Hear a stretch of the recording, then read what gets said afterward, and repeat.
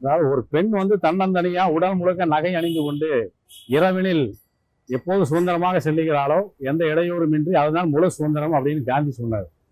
ஆனா இன்னைக்கு ஒரு 5 வயசு குழந்தை 3 வயசு குழந்தை கூட தெருவில் விளையாட முடியாத அளவுக்கு இன்னைக்கு சுதந்திரம் என்பது இருக்குது. இப்ப இதில் இருந்து மீண்டு வரணும். பாலியல் பலாத்காரம் என்பது இன்னைக்கு நாடு முழுவதும் பயங்கரமா அரங்கேறிட்டு இருக்குது.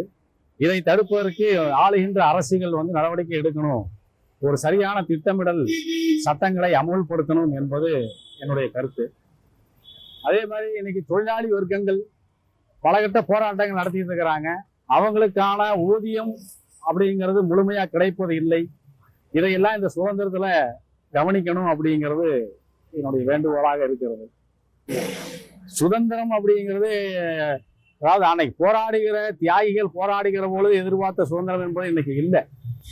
எல்லா வகையிலையும் மக்கள் சுரண்டப்படுகிறார்கள் அப்படிங்கிறதாங்க. இந்த சுரண்டல்ல இருந்து விடுபடணும். மக்கள் சுபிட்சமாக ஒரு வாழ்க்கையை வாழணும். அதுதான் முழு சுதந்திரம் அப்படிங்கிறது.